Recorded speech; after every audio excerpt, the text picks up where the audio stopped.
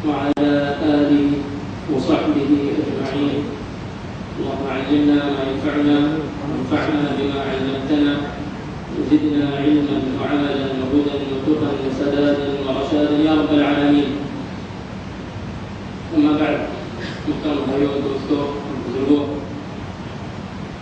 حکم تو یہ ہوا کہ مختصر سا کتاب ہو، لیکن موضوع بھی بڑا طویل دیا ہے ہم نے، سیاسی موضوع بھی، تو انشاءاللہ کوشش ہوگی کہ مختصر سا بھی رکھا جائے. آپ لوگوں کی گزارش ہے کہ آپ توجہ سے سماعت فرمائیں. اللہ وحدہ لا شریک کی ہم پر بے شمار نعمتیں ہیں.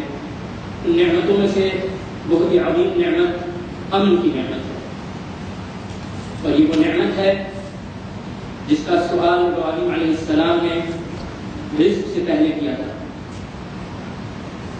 ارشاد باری تعالی ہے وَإِذْ قَالَ إِبْرَاهِيمُ رَبِّ اجْعَلْ هَذَا بَلَدًا آمِنًا وَارْزُقْ أَهْلَهُ مِنَ الثَّمَرَاتِ. ابراہیم علیہ السلام نے دعا فرمائی تھی کہ اے میرے رب، اس بستی کو پرامن بستی بنا اور اس کے رہنے والوں کو رزق دے. تو رزق سے پہلے امن کا سوال ہے. یہ بہت ہی عظیم نعمت ہے. اور اللہ وحدہ لا شریک نے جہاں قریش پر اپنی نعمتیں جتلائی ہیں، وہاں امن کی نعمت بھی جتلائی ہے. فرمایا فَلْيَعْبُدُوا رَبَّ هَذَا الْبَيْتِ الَّذِي أَطْعَمَهُم مِّن جُوعٍ وَآمَنَهُم مِّن خَوْفٍ. کہ اس گھر کے رب کی عبادت کریں جس رب نے انہیں بھوک سے بچا کر رزق عطا کیا اور انہیں خوف سے بچا کر امن کی نعمت دی.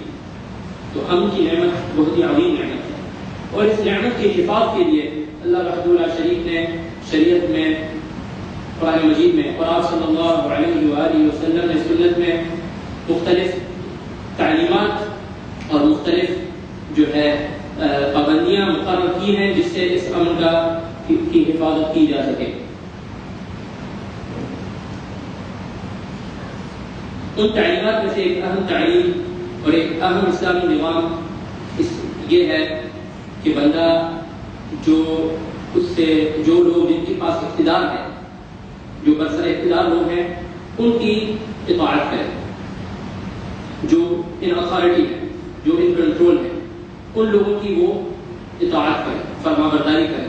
یہ امن کو قائم رکھنے کا ایک بہت ہی اہم وسیلہ ہے جس کے بغیر امن ناممکن ہے. اور یہ صرف ملکی سطح پر نہیں بلکہ ہر ہی ادارے میں، بلکہ ہر گھر میں جب تک اولاد اپنے باپ کی اطاعت نہیں کریں گے اور جو زوجہ ہے وہ اپنے شوہر کی اطاعت نہیں کرے گی، اس وقت تک گھر میں امن برقرار نہیں رہ سکتا.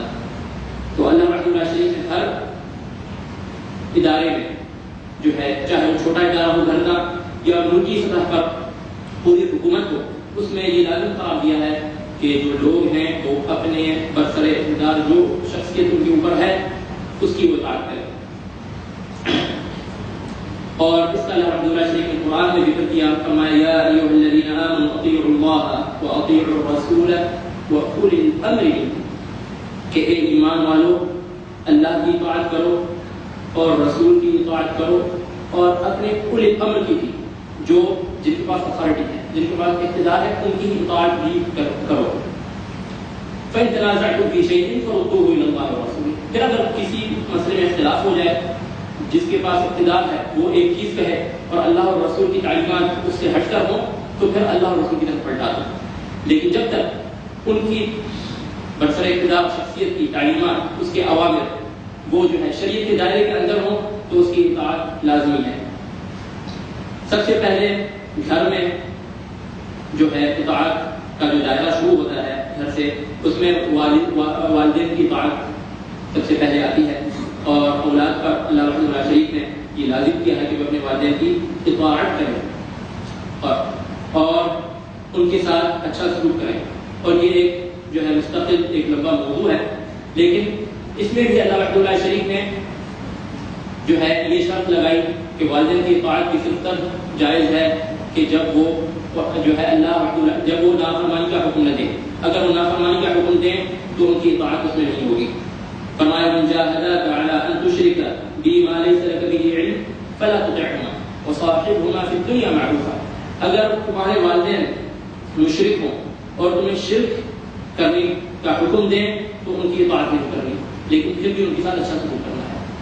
تو والدین یعنی ما عدا ذلک، اس کے علاوہ ہر چیز میں ان کی اطاعت کرنی ہے، جب تک کہ وہ چیز جائز کے دائرے کے اندر آتی ہے، حلال کے دائرے کے اندر آتی ہے. جس چیز کا حکم دیں ان کی اطاعت کرنی ہے. اگر برائی کا حکم دیں تو صرف اس حکم میں ان کی اطاعت نہیں کرنی، باقی ہر چیز میں کرنی ہے. اسی لیے آپ صلی اللہ علیہ وسلم نے فرمایا کہ لا طاعۃ فی معصیۃ اللہ انما الطاعۃ فی المعروف، کہ اللہ کی جہاں نافرمانی ہوتی ہو وہاں اطاعت کسی کی نہیں کرنی.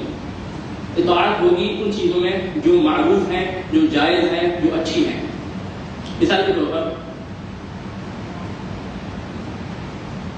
بالغ مردوں کا لازمی ہے کہ وہ مسجد میں نماز جماعت کے ساتھ ادا کریں. اگر بفرض اس کے والدین سے اس کو منع کرتے ہیں تو اس بات میں اولاد کے لیے جائز نہیں کہ وہ اپنی والدین کی اطاعت کریں. مسجد کے لیے جانا ان پر لازمی ہے، بالغ ہونے کے بعد وہ ضرور جائیں گے، اور والدین کی اس معاملے میں اطاعت نہیں ہوگی. بیوی کے ساتھ اچھا سلوک کرنا یہ قرآن تعلیم ہے اور آپ صلی اللہ علیہ وسلم کی سنت ہے اور اس کا حکم ہے. اب اگر والدین کے کہنے پر والدین یہ حکم دیں کہ اس بیوی کے ساتھ ظلم کیا جائے یا اس کو بلا وجہ طلاق دی جائے یا اس کے ساتھ کوئی زیادتی کی جائے تو اس معاملے میں والدین کی کوئی اطاعت نہیں ہوگی. تو والدین کی اطاعت ہر جائز معاملے میں جو ہے لازمی ہے. اب گھر سے باہر نکلتے ہیں تو اس میں ایک اور صورت جو ہے اطاعت کی یہ آتی ہے کہ آپ صلی اللہ علیہ وسلم نے یہ حکم دیا ہے کہ جب 3 یا 3 سے زائد شخص سفر کے لیے نکلیں تو اپنے آپ میں سے ایک کو امیر بنا لیں. حضرت ابو ہریرہ رضی اللہ تعالیٰ عنہ سے روایت ہے کہ آپ صلی اللہ علیہ وسلم نے ارشاد فرمایا اذا كان 3 في سفر فليؤمروا احدهم، اگر سفر میں 3 لوگ ہوں تو اپنے آپ میں سے جو ہے ایک کو امیر چن لیں. کہ سفر میں بندہ شہر سے جب نکل جاتا ہے تو بہت سے فیصلے کرنے کی ضرورت پیش آتی ہے. اگر ان میں کوئی ان کا امیر نہیں ہوگا اور ہر ایک کی الگ رائے ہوگی، کوئی کہے گا یہاں ٹھہرے، کوئی کہے گا وہاں ٹھہرے، کوئی کہے گا اب رکیں، کوئی کہے گا بعد میں رکیں، تو اختلاف ہوگا، بد امنی ہوگی. اس امن کو قائم رکھنے کے لیے، ان کے مابین امن کو قائم رکھنے کے لیے فرمایا کہ ایک کو امیر بنا لیں، پھر اس کا فیصلہ ہر سے اخیر ہوگا. وہ سب سے مشورہ لے کر جو فیصلہ کرے گا باقیوں کو پسند ہو یا نہ پسند ہو ان پر لازمی ہوگا. تو یہ ساری تعلیمات اس لیے کہ ہر سطح پر جو ہے معاشرے میں امن جو ہے قائم رہے اور بد امنی نہ رہے اور لوگوں میں انتشار اور اختلاف اور فرقہ واریت نہ جو ہے جنم لے. اب ہم آتے ہیں ملکی سطح پر. اس میں بھی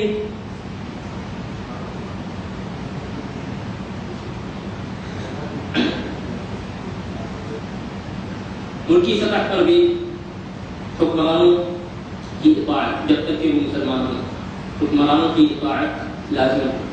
حکمران مختلف طرح کے ہیں. ممکن ہے آپ مسلمان ملک میں رہتے ہوں اور وہاں آپ کے اوپر مسلمان حکمران مسلط ہو.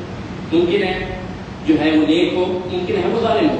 ممکن ہے آپ کسی کافر ملک میں رہتے ہوں، وہاں کافر حکمران ہو. اور ممکن ہے آپ کسی ایسے معاشرے میں رہتے ہوں جہاں پہ حکمران ہی نہ ہو، لوگ جماعتوں میں اور گروپوں میں بٹے ہوئے ہوں. ہر ایک چیز کا الگ حکم ہے شریعت میں. لیکن چونکہ ہم ایسے ملک میں رہتے ہیں جہاں ہمارے اوپر ایک شرعی حکمران مقرر ہے جس کی اطاعت ہم پر لازمی ہے، چاہے یا نہ چاہے، ہمیں پسند ہو یا نہ پسند ہو.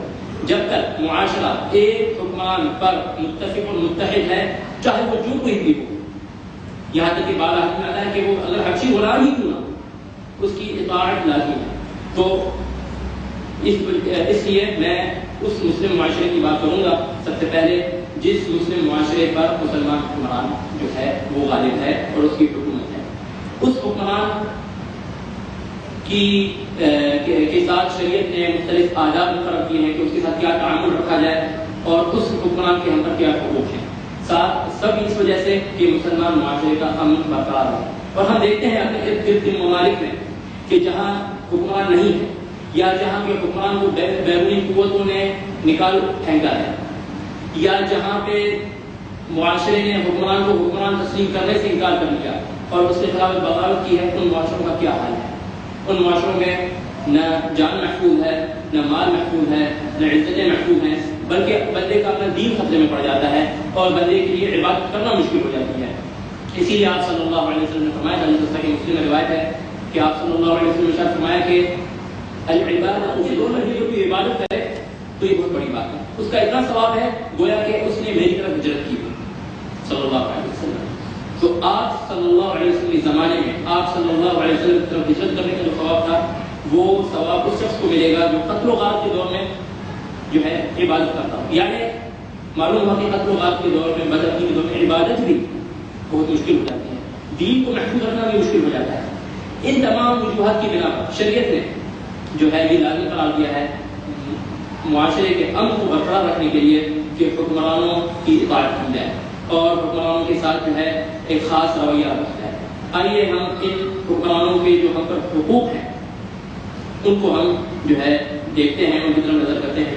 اور اگر ہم دیکھ لیں اور یہ تجربہ ہے اور جو ہے حکامہ اور دانشور لوگوں کا کہنا ہے کہ 50 سال ظالم حکمران کی حکومت اس ایک رات سے بہتر ہے جس رات ملک پر کوئی حکمران نہ ہو۔ اس ایک رات میں جو فتنہ ہوتا ہے، جو قتل و غارت ہوتی ہے، جو عزتوں اور مال اور جانوں کو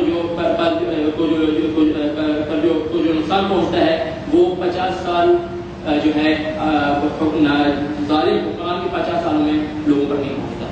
تو اس وجہ سے جو ہے ان حکمرانوں کے ساتھ شریعت نے جو رویہ ہم پر لازم قرار دیا ہے اس کی جو ہے جو اہم باتیں ہیں اس کو جو ہے ہم پیش کرتے ہیں۔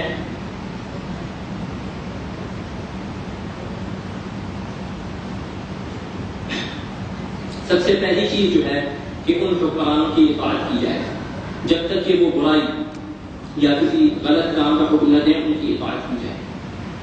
اور آپ قرآن میں بھی اس روایت میں نے پہلے کو پیش کی کہ یا ایھا الذین آمنوا اطیعوا اللہ واطیعوا الرسول واولی الامر منکم، کہ جو لوگ ان اتھارٹی ہیں ان کی اطاعت کرو۔ اور اس میں سب سے پہلے سرفہرست وہ حکمران ہے جو اس ملک کا حکمران ہوتا ہے۔ اور آپ صلی اللہ علیہ وسلم نے ارشاد فرمایا، جیسے صحیح بخاری مسلم حضرت عبداللہ بن عمر رضی اللہ تعالیٰ عنہ سے روایت ہے کہ آپ صلی اللہ علیہ وسلم نے ارشاد فرمایا علی المرء المسلم السمع والطاعة فيما احب وكره الا ان يؤمر بمعصية فإن أمر بمعصية فلا سمع ولا طاعة، کہ مسلمان پر لازمی ہے کہ وہ اپنے حکمران کی بات سنے اور اس کی فرمانبرداری کرے، چاہے اس کو پسند ہو یا نہ پسند ہو۔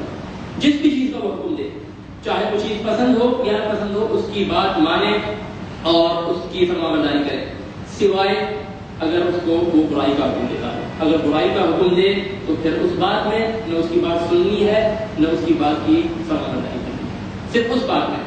باقی باتیں یہ نہیں کہ اس نے اگر ایک چیز میں برائی کا حکم دیا تو ہم اس کے ساتھ کھڑے ہو گئے اور ہم نے اس کو حکمران ماننے سے ہی ہم نے انکار کر دیا۔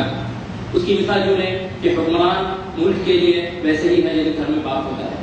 اگر باپ کسی برائی کا حکم دے اس برائی میں اس کی بات نہیں مانی جائے گی، لیکن باقی تمام چیزوں میں وہ باپ ہی رہے گا اور اس کی بات ماننا لازم ہوگی۔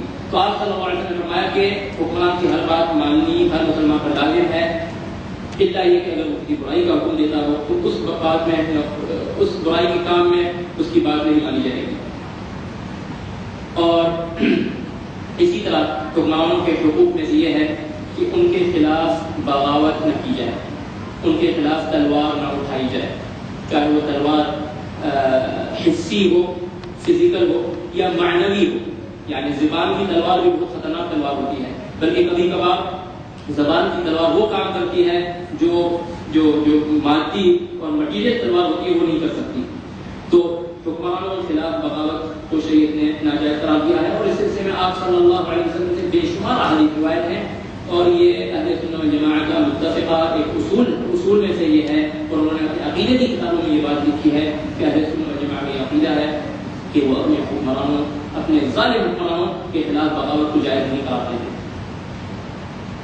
آپ صلی اللہ علیہ وسلم نے ارشاد فرمایا، حضرت عوف بن مالک رضی اللہ تعالیٰ عنہ سے روایت ہے صحیح مسلم میں کہ آپ صلی اللہ علیہ وسلم نے ارشاد فرمایا، الا من ولي عليه والي فرآه يأتي شيئا من معصية الله فليكره ما يأتي ولا ينزعن يدا من طاعة، کہ خبردار اگر تمہارے اوپر کوئی حکمران مسلط ہو جائے اور پھر تم اس کو کوئی برائی کرتے ہوئے دیکھو، اس کی برائی کو برا جانو لیکن اس کے خلاف بغاوت نہیں کرو، اس کے خلاف بغاوت نہیں کرو۔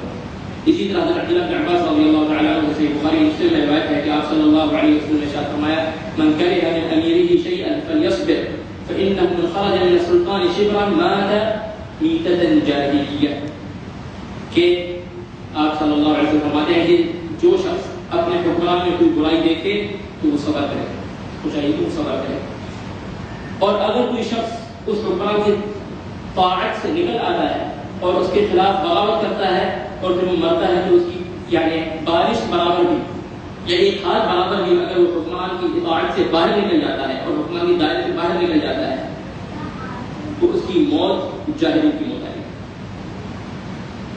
اور اس کے علاوہ بے شمار احادیث آپ صلی اللہ علیہ وسلم سے ثابت ہیں۔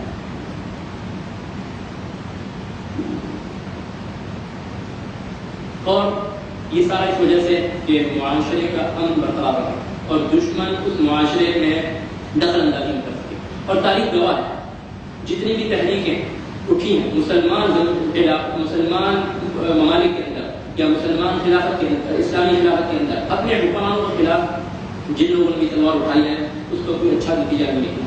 حجاج بن یوسف کے زمانے سے لے کر جب اس کے خلاف اشعث کا فتنہ ہوا تھا جس میں لاکھوں لوگ مارے گئے اس زمانے، اور حجاج اپنی جگہ حجاج ہی رہا، وہ لوگ مارے گئے اور وہ برسر اقتدار ہی رہا، عراق کا گورنر ہی رہا اس زمانے سے لے کر آج تک۔ جب بھی تلوار اٹھی ہے اس کا نقصان اس کے فائدے سے زیادہ ہوا ہے۔ فائدہ اگر ہوا بھی ہے تو تھوڑا سا ہوا ہے، لیکن اس کے برخلاف جو اس میں نقصان ہوا ہے وہ اس کے فائدے سے کم ہے۔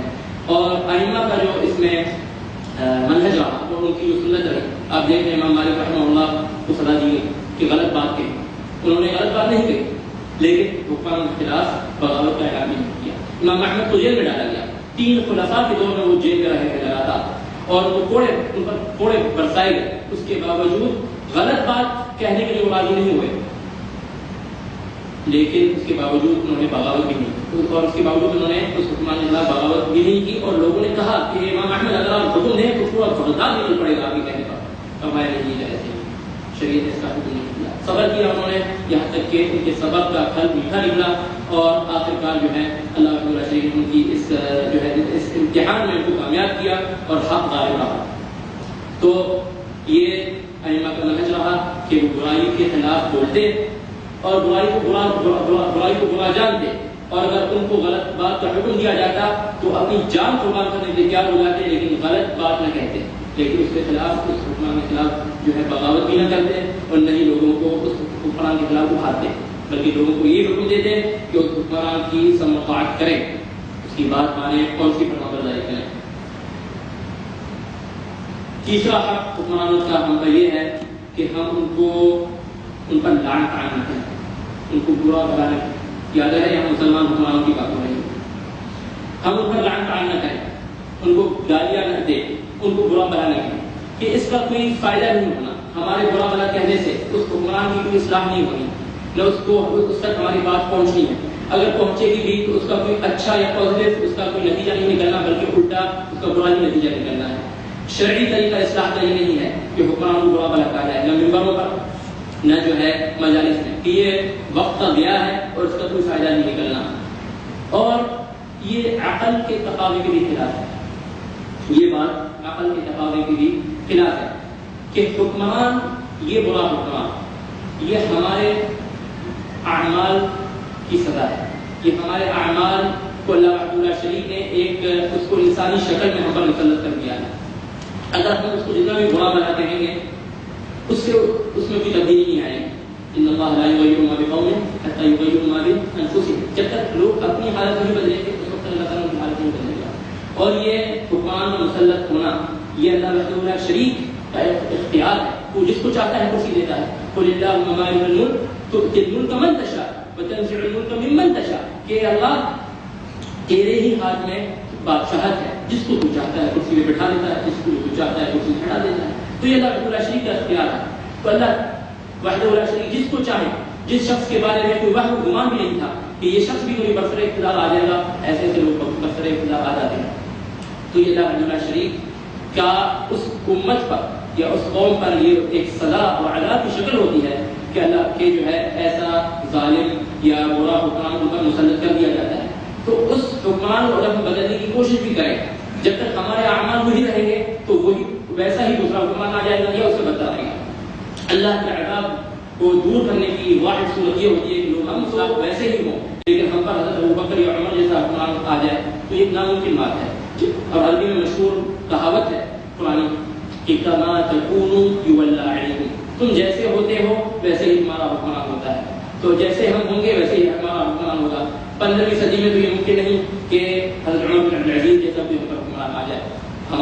ہم اس لائق ہی نہیں کہ ہم پر اللہ تعالیٰ کی ایسی نعمت ہو. اس کی آپ مثال یوں لیں، بعض جانور اکٹھا رہتے ہیں ان پیکس یا گروپس، ہاتھی ہو گئے، وولز ہو گئے، اسی طرح چونٹیاں ہو گئی، ان کی ملکہ ہوتی ہے، شہد کی مکھی ہو گئی، اس کی بھی جو ہے ہائٹ ہوتی ہے، اس میں جو ہے ان کی کوئین یا ان کی ملکہ ہوتی ہے.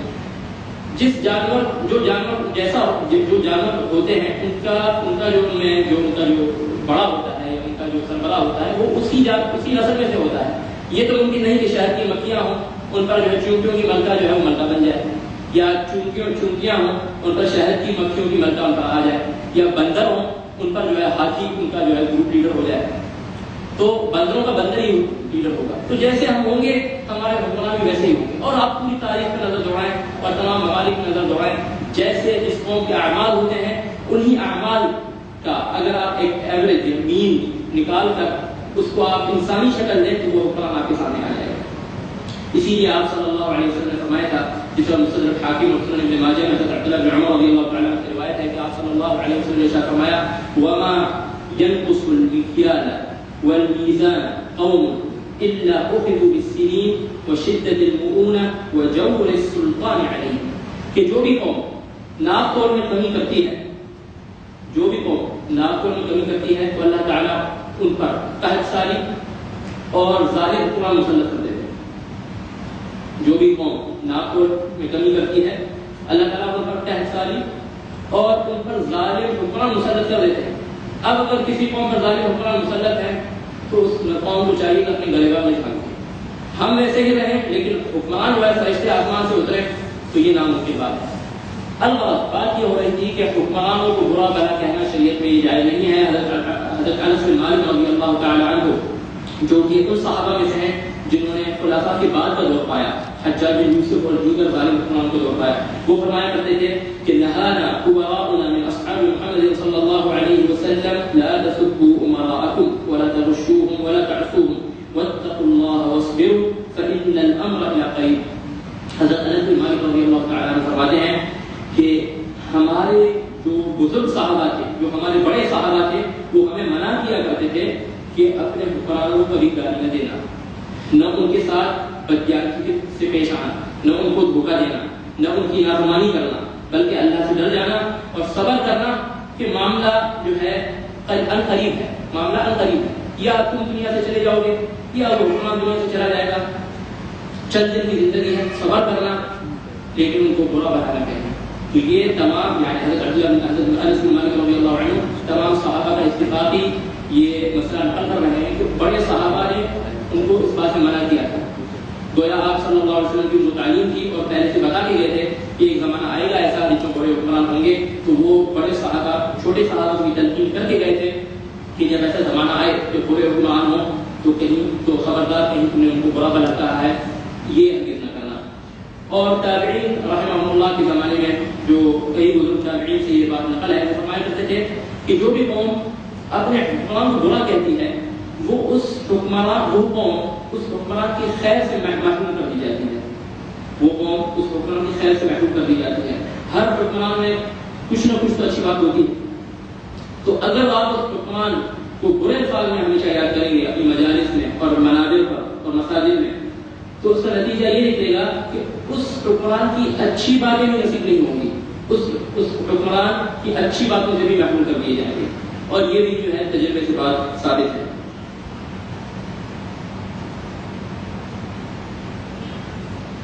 تو نمبر 3 یہ بات تھی کہ حکمرانوں کو برا بھلا نہ کہا جائے بلکہ ان کی اصلاح کی کوشش کی جائے. وہ کیسے؟ اپنی اصلاح کی جائے، اپنے معاشرے کی اصلاح کی جائے، اور اس سے جو ہے اللہ تعالیٰ جو ہے حکمرانوں کی بھی اسی سے اصلاح ہوگی کہ حکمران وہی ہوتے ہیں جو ان کا اسی معاشرے کا چہرہ ہوتا ہے. نمبر 4 ان کو نصیحت کی جائے. حکمرانوں کو نصیحت کی جائے. نصیحت کا یہ مطلب نہیں کہ ممبر پہ چڑھ کے ان کو نصیحت کی جائے. نصیحت کا یہ مطلب نہیں، کیونکہ اصل میں مسئلہ یہ ہے کہ ہمارے ذہن پولیٹیسائز ہو چکے ہیں. میڈیا نے ہم پر ایک مغربی سیاست کا ایک ایسا جو ہے ہمارے ذہنوں پر سوار ہو چکی ہے مغربی سیاست کہ ہم اسی جو ہے اینگل سے ہم سوچتے ہیں اور دیکھتے ہیں، اور شرعی جو تعلیمات ہیں ان کو ہم نے بھلا دیا ہے. آپ صلی اللہ علیہ وسلم نے ارشاد فرمایا، حضرت عیاض بن غنم رضی اللہ عنہ سے روایت ہے کہ آپ صلی اللہ علیہ وسلم نے ارشاد فرمایا، من اراد ان ينصح لذي سلطان فلا يبديه علانية وليأخذ بيده وليخلو به فإن قبل منه فذاك وإلا كان قد أدى الذي عليه. کہ جو شخص یہ چاہتا ہو کہ اپنے حکمران کی نصیحت کرے، اس کو نصیحت کرے، اس شخص کو چاہیے کہ اس کو الگ اعلان نہ کرے، بلکہ اس حکمران کا ہاتھ پکڑ کر اس کو تنہائی میں لے جائے اور اس کو پھر نصیحت کرے، مانے نہ مانے اسے اپنا فرض ادا کر دے. یہ آپ صلی اللہ علیہ وسلم کی تعلیم ہے کہ حکمران کو تنہائی میں نصیحت کی جائے، اور جب تنہائی میں کی جائے گی تو یہ اس کو یعنی یہ اس بات یعنی تنہائی میں جو نصیحت ہوگی وہ ایسی ہوگی کہ حکمران اس کو ماننے پر مجبور ہو جائے گا اور اس کا دل بھی چاہے گا ماننا. لیکن اگر آپ اس کو الگ اعلان نصیحت کریں گے تو یہ ریاکاری ہے، نصیحت نہیں ہے. یہ اپنے دل کا غصہ نکالنا ہے، یہ نصیحت نہیں ہے. آپ عام انسان کو نصیحت کریں، لوگوں سے بھری مجلس میں بات نہیں مانے گا، اپنی برائی پر وہ جو ہے وہ اکڑ جائے گا اور جو ہے وہ ہیٹ ہو جائے گا. چاہے کہ حکمران ہو اور آپ اس کو جو ہے اعلان جو ہے مجالس میں یا اس کو جو ہے اس طرح نصیحت کریں تو کبھی نہیں مانے گا. تو شرعی تعلیم یہ ہے کہ اس کو آپ تنہائی میں نصیحت کریں.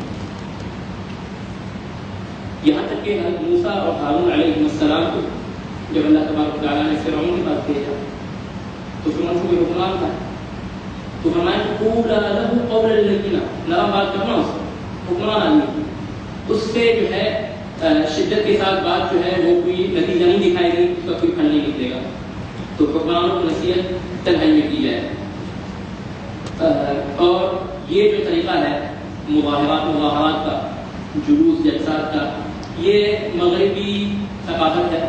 یہ ویسٹرن امپورٹڈ ایک جو ہے فرینچ ریولیوشن اور اس کے بعد اس سے جو چیزیں یا اس سے یہ چیزیں شروع ہوئی ہیں اور یہ مسلمانوں نے ان کی دیکھا دیکھی جو لی ہیں. ورنہ یہ آپ صلی اللہ علیہ وسلم نے مکہ میں مظاہرات کیے مجاہدین کا، یا صحابہ نے رضی اللہ عنہم نے مدینہ میں جو ہے حضرت یوسف کے خلاف مظاہرات کیے. یہ ایک 1400 سال تک اس امت کو جو ہے اس چیز کا کوئی علم نہیں تھا اور یہ جو ہے اسلامی طریقہ نہیں تھا، بلکہ یہ مغرب سے لیا گیا ہے. چوتھی پانچویں بات حکمرانوں کے لیے دعا کی ہے. حکمرانوں کے لیے دعا کی ہے. اگر آپ واقعی چاہتے ہیں کہ آپ اچھا نصیحت کے سلسلے میں ایک آدمی کہتا ہے چلے نصیحت تنہائی میں کرنی چاہیے لیکن میری اس تک پہنچ نہیں ہے، آپ کیا پہنچ نہیں ہے، آپ خاموش ہیں. یا آپ اس کو جا کے کہیں جس کی پہنچ ہے، اس کو جا کے بتائیں کہ یہ معاملہ یوں ہے، شاید اس کو خبر نہ ہو تاکہ وہ جا کے آگے نصیحت کرے. جس کی پہنچ نہیں ہے وہ خاموش رہے. پانچویں بات یہ کہ اس حکمران کے لیے دعا کرنا. اگر آپ واقعی حکمران کی اصلاح چاہتے ہیں تو اللہ تعالیٰ کا دروازہ تو کھلا ہے. جو ہے تمام لوگوں کے دل اللہ تعالیٰ کی 2 انگلیوں کے درمیان ہیں. ان القلوب بین اصبعین من اصابع الرحمن یقلبها کیف یشاء. کہ تمام دل اللہ تعالیٰ کی 2 انگلیوں کے درمیان ہیں، اللہ تعالیٰ جیسے چاہتا ہے ان کو پھیر دیتا ہے. تو اللہ وحدہ لا شریک سے بندہ دعا کرے کہ اس حکمران کی اصلاح ہو. اور یہ حکمران کے ساتھ نصیحت کا تقاضا ہے، ان کے ساتھ مخلصانہ برتاؤ کا تقاضا ہے کہ ان کے لیے دعائیں خیر کی جائے. اور جس طرح تمیم بن اوس الداری رضی اللہ تعالیٰ عنہ سے روایت ہے کہ آپ صلی اللہ علیہ وسلم نے فرمایا الدین النصیحہ، کہ دین سنسیئرٹی کا نام ہے، مخلصانہ تعامل اور برتاؤ کا نام ہے. صحابہ نے پوچھا لمن، کس کے ساتھ جو ہے بندہ سنسیئر ہو؟ آپ صلی اللہ علیہ وسلم نے فرمایا للہ ولکتابہ ولرسولہ ولأئمة المسلمین وعامتہم، کہ بندہ اللہ کے ساتھ مخلص ہو، سنسیئر ہو، اس کی عبادت میں کسی کو شریک نہ کرے، اللہ تعالیٰ کی کتاب کے ساتھ مخلص ہو، نبی پاک صلی اللہ علیہ وسلم کی اتباع و پیروی میں آپ صلی اللہ علیہ وسلم کے ساتھ مخلص ہو، سنسیئر ہو. اور مسلمانوں کے جو حکمران ہیں اپنے لیے چاہتا ہو ان کے لیے بھی چاہے، اور اس کا تقاضا یہ ہے کہ ان کے لیے دعا خیر کی جائے۔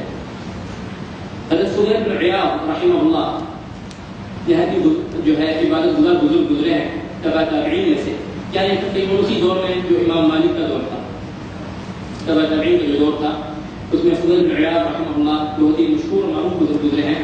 وہ فرماتے ہیں کہ اگر مجھے پتہ چل جائے کہ میری ایک دعا ضرور قبول ہوگی تو وہ میں دعا حکمران کے لیے کروں گا۔ تو لوگوں نے کہا کہ وہ کیسے یا ابا علی، کہ یہ کیا وجہ ہے کہ آپ اب جو دعا قبول ہونے والی ہوگی وہ آپ حکمران کے لیے کریں گے، اس کی کیا وجہ ہے؟ فرمایا کہ جب میں وہ دعا اگر اپنے لیے کروں گا تو میرے تک ہی محدود رہے گی، لیکن اگر میں وہ حکمران کے لیے کروں گا تو اس کے سدھر جانے سے پوری زمین اور پورے لوگ سدھر جائیں گے، اس کی بہتری سے ساری جو ہے مملکت کی بہتری ہوگی۔ تو انہوں نے اسے کہا کہ اگر مجھے علم ہو جائے کہ میری ایک دعا قبول ہونے والی ہے تو وہ میں دعا حکمران کے لیے کروں گا، اس کی اصلاح کے لیے کروں گا۔ تو حکمران کے لیے دعا خیر کرنا یہ حکمرانوں کا ہم پر حق ہے۔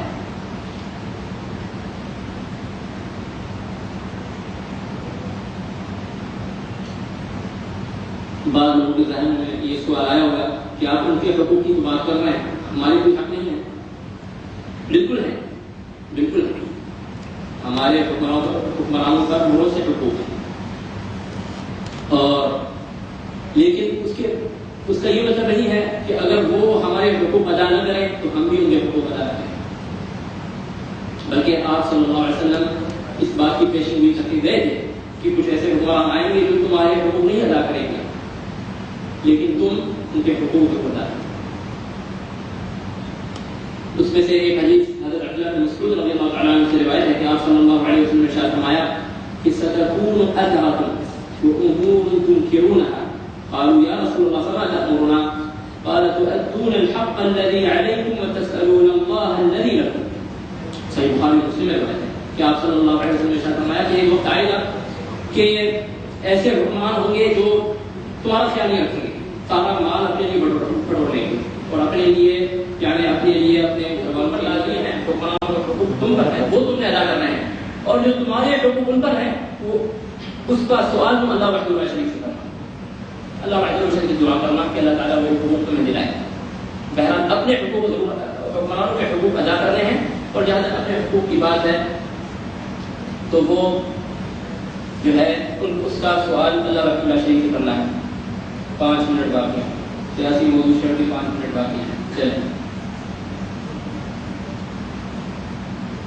تو یہ رہے مختصر حقوق حکمرانوں کے کہ ان کی اطاعت کی جائے، برائی دیکھیں تو ان کی برائی کو جو ہے کی وجہ سے ان کے خلاف بغاوت نہ کی جائے، ان کو برا بھلا مجالس میں نہ کہا جائے، ان کے لیے دعائیں خیر کی جائے، اور اگر جس کی ان تک پہنچ ہو تو ان کے لیے جو ہے ان کو جا کے تنہائی میں نصیحت کی جائے۔ یہ حکمرانوں کے ہم پر حقوق ہیں۔ یہ تو رہے وہ حکمران جو مسلمانوں کے حکمران ہیں، مسلم حکمران ہیں۔ رہا یہ مسئلہ کہ ممکن ہے بندہ ایک ایسے ملک میں ہے جو کافر ملک ہے، کافر کے ملک میں کسی وجہ سے کسی ضرورت کے تحت ہو گیا ہو تو وہاں تو کافر حکمران ہے، اس کے ساتھ کیا تعامل رکھا جائے؟ اس کے ساتھ بھی تعامل یہ ہے کہ اس کے ساتھ بھی جو ہے اس کے ساتھ بھی پرامن برتاؤ رکھا جائے، کوئی ایسا کام نہ کیا جائے جس سے بندے کو خود نقصان پہنچے یا مسلمانوں کو نقصان پہنچے یا اسلام کی امیج کو نقصان پہنچے، بلکہ بندہ جب وہاں جاتا ہے تو وہ ایک عہد اور پیمان کے تحت جاتا ہے، ویزا ہوتی ہے، ایک بندہ ویزا لیتا ہے تو گویا اس کے ساتھ معاہدہ کرتا ہے، اور مومن کو اللہ تعالیٰ نے حکم دیا کہ وہ اپنے معاہدوں پر پورا اترے۔ تو ان کی جو قوانین شریعت کے مخالف نہیں ہیں، ان کی جو ہے باقاعدہ پابندی کرنا اس پر لازمی ہے، اور وہاں جو ہے ان کی اگر وہ برائی کو برا پیش آئیں یا جو اسلام کو برا بناتے ہیں یا وہ جو ہے تکلیف و اذیت دیں تو اس کو جو ہے صبر کے ساتھ جو ہے جھیلنا یہ بھی لازمی ہے۔ جس طرح آپ صلی اللہ علیہ وسلم مکہ میں تھے، ہاتھ نہیں اٹھایا کبھی مکہ میں، بلکہ اللہ رحمۃ اللہ شریف کا جو حکم تھا جسے سورۃ النساء میں ہے کہ جو ہے کفوا ایدیکم واقیموا الصلاۃ، حکم یہ تھا کہ اپنے ہاتھ رو کے رکھو اور نماز قائم کرو، ہاتھ رو کے رکھو، ہاتھ کبھی نہیں اٹھایا۔ یاسر اور عمار اور سمیہ کے ساتھ جو زیادتیاں ہوئی اور آپ صلی اللہ علیہ وسلم کے پاس سے گزرا فرمایا صبر یا آل یاسر کہ صبر کرو اے یاسر کے خاندان ان موعدکم الجنہ جنت میں انشاءاللہ تمہارا جو ہے ٹھکانا ہے. تو وہاں ہاتھ نہیں بڑھایا. اسی طرح قوم موسیٰ جب فرعون کے ماتحت تھی وہاں بھی اللہ تعالیٰ انہوں نے جو ہے فرعون کے خلاف کوئی قدم نہیں اٹھایا, کوئی مظاہرات نہیں کیے, ان پر جو ہے ان کے خلاف کوئی جو ہے کوئی خودکش حملے نہیں کیے, بلکہ جو ہے اللہ وحدہ شریف نے یہی حکم دیا کہ وَأَوْحَيْنَا إِلَىٰ مُوسَىٰ وَأَخِيهِ أَن تَبَوَّآ لِقَوْمِكُمَا بِمِصْرَ بُيُوتًا وَاجْعَلُوا بُيُوتَكُمْ قِبْلَةً وَأَقِيمُوا الصَّلَاةَ وَبَشِّرِ الْمُؤْمِنِينَ کہ اللہ وحدہ شریف نے فرعون کے جب ماتحت بنی اسماعیل تھی تو اللہ وحدہ شریف نے موسیٰ اور ان کے بھائی ہارون کی وحی کی کہ وہ اپنی قوم کے لیے کچھ گھر مقرر کریں بطور مساجد, ان کو قبلہ رخ بنائیں اور نماز قائم کریں. یہ حکم تھا ہاتھ بڑھانے کی اور لڑنے کی اجازت نہیں. تو بندہ اگر کسی کافر معاشرے میں ہو تو وہاں ہاتھ بڑھانے کی قطعی اجازت نہیں ہے, بلکہ یہ حکم ہے کہ اگر وہ زیادتی کرے تو بھی اس کو صبر سے جھیلنا ہے, جیسا آپ صلی اللہ علیہ وسلم نے مکہ میں صبر کے ساتھ جو ہے مشرکین کی اذیتوں کو جھیلا. یا پھر بندہ جو ہے اپنے دین کو بچانے کے لیے اس معاشرے کو چھوڑ دے اور ہجرت کرے. اگر اس کا دین محفوظ نہیں ہے تو اس معاشرے کو چھوڑ دے اور ہجرت کر لے, جیسا آپ صلی اللہ علیہ وسلم نے مدینہ کی طرف ہجرت کی. آخری مسئلہ رہا یہ کہ نہ مسلمان حکمران ہو, نہ ہم مسلمان ملک میں ہوں, نہ کوئی ہم کافر ملک میں ہوں کافر حکمران ہو, بلکہ ایک ایسا معاشرہ ہو جہاں فرقے ہی فرقے ہیں, جماعتیں ہی جماعتیں ہیں. کوئی جو ہے قوم کے نام پر بنی ہوئی ہے, کوئی اتحاد کے نام پر بنی ہوئی ہے, کوئی مسلم کے نام پر بنی ہوئی ہے, کوئی اسلامی کی نسبت سے جو ہے جڑی ہوئی ہے, کوئی انصاف کے ساتھ جڑی ہوئی ہے. جماعتیں ہی جماعتیں ہیں. ہر جماعت کا ایک امیر ہے, ایک قائد ہے, ایک بڑا ہے, لوگ اس کی بات مانتے ہیں. اور ہر علاقے میں جو ہے مختلف علاقوں میں مختلف جماعتوں کا زور ہے اور جو ہے اس طرح لوگ بٹے ہوئے ہیں معاشرے میں. اس صورتحال میں بندہ کیا کرے, کس جماعت کے ساتھ ملے؟ اس سلسلے میں حضرت حذیفہ بن یمان رضی اللہ تعالیٰ عنہ کی مشہور حدیث صحیح بخاری اور مسلم میں کہ وہ فرماتے ہیں کہ کان الناس یسألون رسول اللہ صلی اللہ علیہ وسلم عن الخیر وكنت اسأله عن الشر مخافة ان يدركني کہ صحابہ دیگر صحابہ آپ صلی اللہ علیہ وسلم سے خیر کا سوال کرتے تھے, لیکن میں ہمیشہ شر کا سوال کرتا تھا تاکہ میں اس سے بچ سکوں, کہیں میں اس میں جا نہ پڑوں. تو انہوں نے آپ صلی اللہ علیہ وسلم سے کئی سوالات کیے اور لمبی حدیث ہے. تو اس میں انہوں نے آپ صلی اللہ علیہ وسلم سے پوچھا کہ کیا اس دور کے بعد کوئی برا دور بھی آئے گا؟ آپ صلی اللہ علیہ وسلم نے فرمایا ہاں ایک برا دور آئے گا. پھر پوچھا کہ کیا اس کے بعد پھر بھی اچھا دور آئے گا؟ فرمایا ہاں ایک اچھا دور آئے گا. پھر پوچھا کیا اس کے بعد بھی برا دور آئے گا؟ آپ صلی اللہ علیہ وسلم نے فرمایا ہاں اس کے بعد ایک برا دور آئے گا, بہت ہی برا دور ہوگا. تو حضرت حذیفہ بن یمان رضی اللہ تعالیٰ عنہ نے پوچھا کہ یا رسول اللہ, اگر اس زمانے کو میں اس برے دور کو پا لوں تو میں کیا کروں؟ تو آپ صلی اللہ علیہ وسلم نے فرمایا کہ تلزم جماعت المسلمین و امامهم, مسلمانوں کی جماعت کو لازم پکڑنا اور ان کے حکمران. دور برا ہو لیکن جب تک مسلمان ایک جماعت میں ہیں, جس طرح ہم اس ملک میں ایک جماعت میں ہیں, کوئی فرقے نہیں ہیں, کوئی جماعتیں نہیں ہیں, تمام لوگ بحر احمر سے لے کے خلیج العربی تک اور اردن سے لے کے یمن تک ایک ملک ہے اور ایک حکمران ہے, سب جو ہے اس حکام پر متحد اور متفق ہیں. تو آپ صلی اللہ علیہ وسلم نے فرمایا کہ مسلمانوں کی جماعت کو لازم پکڑنا, اپنی جماعت نہیں بنانی, اپنی جو ہے ایک تحریک نہیں قائم کرنی, بلکہ مسلمانوں کی جماعت جیسی بھی ہے ان سے باہر نہیں نکلنا, ان کو لازم پکڑنا اور ان کے حکمران کو لازم پکڑنا. تو حضرت حذیفہ نے سوال کیا کہ یا رسول اللہ فإن لم تكن لهم جماعة ولا امام, اگر صورتحال ایسی ہو کہ مسلمان ایک جماعت نہ ہو, بٹے ہوئے ہوں جماعتوں میں, اور کوئی ایک امام بھی نہ ہو, کوئی ایک حکمران بھی نہ ہو, بلکہ مسلمان جماعتوں میں بٹے ہوئے ہوں, جس طرح کے بعض ہمارے ملکوں کی صورتحال ہے, تو تب میں کیا کروں؟ تو آپ صلی اللہ علیہ وسلم نے فرمایا فاعتزل تلك الفرق كلها ولو ان تعض على اصل شجرة حتى يدركك الموت وانت على ذلك, کہ ان تمام فرقوں سے کنارہ کشی کیا کرتے ہیں, تمام جماعتوں سے الگ ہو جانا, کسی جماعت کے ساتھ نہیں ملنا, بلکہ تم ان تمام فرقوں سے الگ ہو جانا, یہاں تک کہ اگر تمہیں گزارا کرنے کے لیے درخت کی جڑیں ہی کیوں نہ چبانا پڑے اور تمہیں اسی حالت میں ہوتا ہے.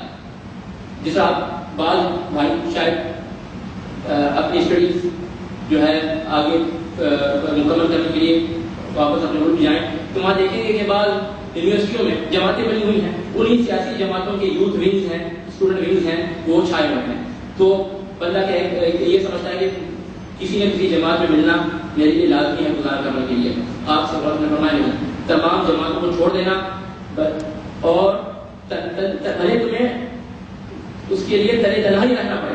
بھلے تمہاری یہ صورتحال ہو جائے کہ تمہیں جو ہے جماعتوں کو چھوڑنے کے لیے تمہاری یہ صورتحال ہو جائے کہ تمہیں درخت کی جڑیں ہی تمہیں چبانا پڑے زندہ رہنے کے لیے. بہرحال جو ہے ان تمام جماعتوں کو ہر حال میں چھوڑ دینا چاہے جیسی بھی صورتحال پیش آئے. تو یہ آپ صلی اللہ علیہ وسلم کی نصیحت ہے ایسے معاشروں کے لیے جہاں ایک مسلمان حکمران نہیں ہے اور لوگ جماعتوں میں بٹے ہوئے ہیں کہ ان تمام جماعتوں کو چھوڑ دیں, اپنی دین کو محفوظ رکھیں, اپنی گھر والوں کو محفوظ رکھیں اور اپنی ترقی میں عبادت کریں اور ان فرقوں اور ان جماعتوں سے کوئی لینا دینا نہ کریں بلکہ ان کو ایک سائڈ میں رکھیں اور آپ اپنے جو ہے اپنے دین اور ایمان کو محفوظ رکھیں. تو یہ اس جو ہے معاشرے کی صورتحال ہے جس میں مسلمان ایک جماعت نہ ہو. بہرحال یہاں پر وللہ الحمد جب تک ہم اس ملک میں ہیں تو وللہ الحمد مسلمان ایک جماعت ہے اور ان کا ایک حکمران ہے. اس حکمران کی مطاعت ہم پر لازمی ہے. اللہ رب العزت کی دعا ہے کہ اللہ تعالیٰ ہمارے حکمران کی اصلاح فرمائے, ان کو حق کی راہ دکھائے اور ان کو حق فیصلے کرنے کی توفیق عطا فرمائے اور ہمیں ان کی اچھی باتوں میں سب مطاعت کرنے کی توفیق عطا فرمائے. آمین. وآخر دعوانا الحمد لله رب العالمين وصلى الله وسلم وبارك على نبينا محمد